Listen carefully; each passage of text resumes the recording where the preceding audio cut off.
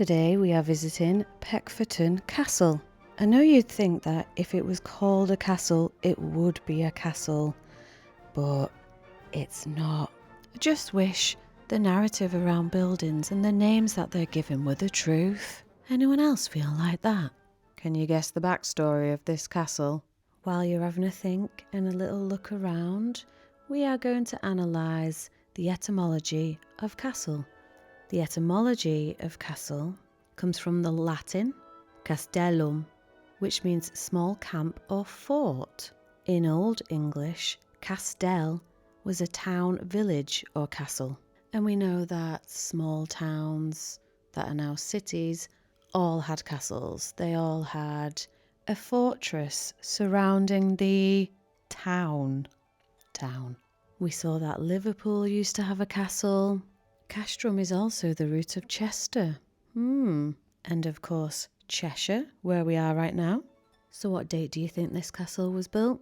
Do you think it was built in the medieval period? No, you're wrong. This is clearly Victorian. 1844. It took them 6 years, apparently, from start to finish, and they built a railway especially to move all of the bricks. Well, at least they've given us an explanation of how they did that bit. Although it was built as a family home, its design was that of a medieval castle, but it's not medieval. I've gone on to Rail Map Online, where you can find the historic railways, and there's no mention of it, which is very unusual, until I zoom in and then find this random railway with a blog post attached to it. And yeah, in the woods, this guy has found part of a railway track. Maybe that was it. Okay, I've got more information about this railway. It was 7 miles long and it went from Tarporley station to the hamlet of Bickerton.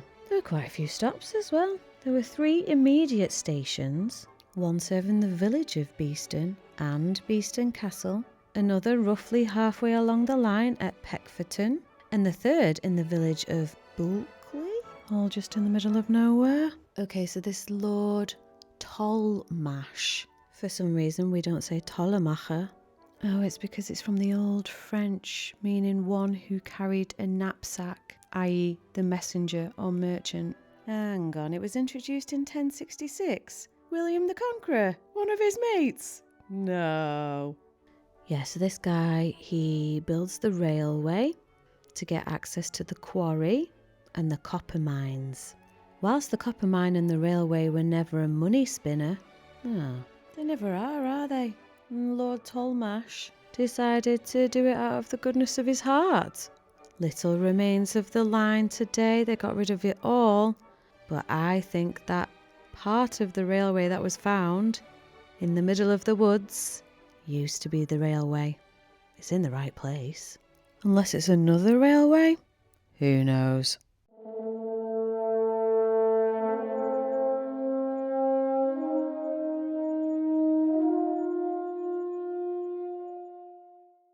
I ended up at Peckforton Castle because I saw it from Beeston Castle, which is on the hill opposite. Now, Beeston Castle was built well earlier. Okay, usual story. Some bloke called Ranulph de Blondeville. He built it in the 1220s. Oh, he also built 2 others. He built 2 wells for the castle's inhabitants, and one of them is the deepest castle well. It's around 113 metres deep. It's one of the deepest castle wells in England. And there are rumours that Richard II's hidden treasure is somewhere at Beeston Castle. Buried treasure. So Beeston Castle is considered a true medieval fortress. It's got a massive gatehouse, deep ditches carved into rock. Oh, I've got loads of footage of Beeston Castle. I'll make a separate video. I do want to focus on Peckforton Castle. So let's go back to this John Tollemache fella. He's a Victorian landowner with a taste for mock medieval grandeur. He really, really loves neo-Norman fantasy, and that's what this castle is. It has all of the elements of a fortress with the walls, the towers, the gatehouse, but these are all built for show. It's not for war. And an interesting little tidbit about this castle, the locals referred to it as Tollemache's Folly. Yeah, it's Folly. But this isn't a folly or a castle. It's a country house in the guise of a castle. It's dressed to impress. Think romance, not war. Think banquets, not battles. Think candlelit dinners, not candlelit dungeons. Although there is a cellar, I will be showing you that bit. I suppose some might call it a dungeon. You know what I thought when I walked into here? Cosy. It's really got that warm, inviting feeling you get when you go into someone's family home. I think they could have gone for higher ceilings, don't you? Here's the wine cellar. Incredibly interesting ceiling. What would you call it? Convex? Yeah, so this place is used for weddings now.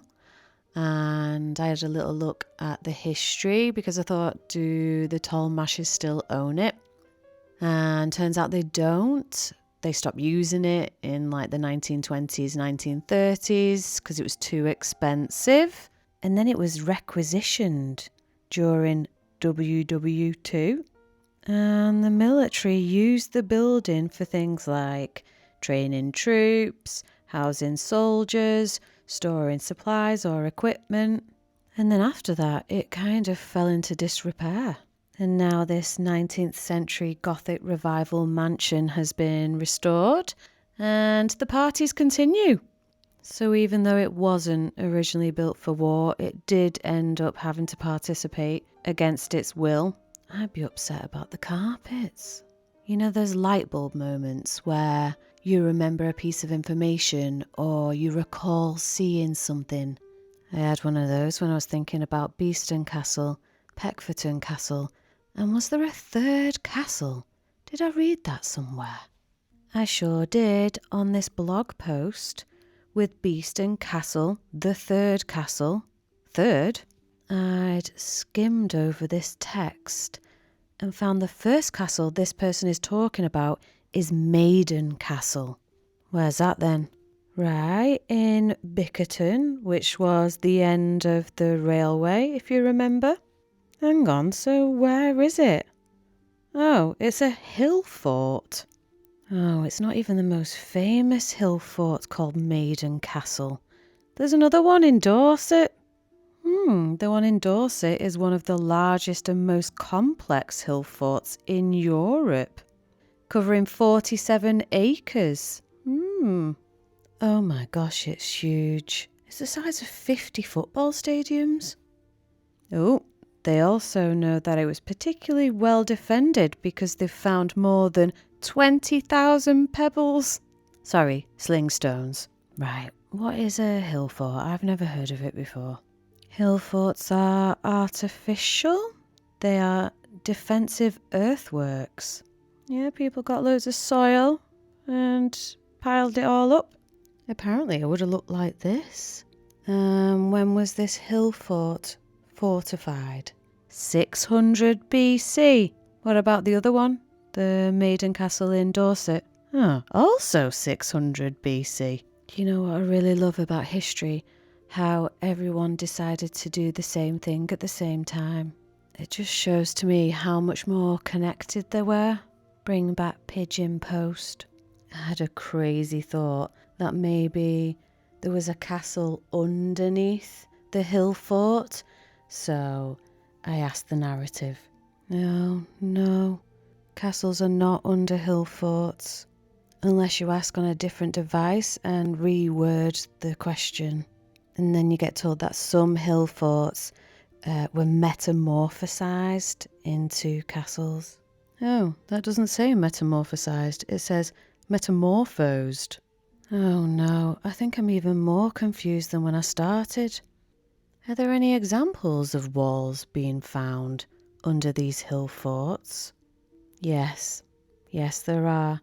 Now people have started to excavate these hill forts. They found walls. But just so everyone is clear, a hill fort isn't a castle, and neither is a country estate. If you've enjoyed this video, let me know with your likes and comments. And if you know of any castles, non-castles or hill forts, tell me all about them. I thank you all for watching, keep exploring, and I'll catch you in the next video.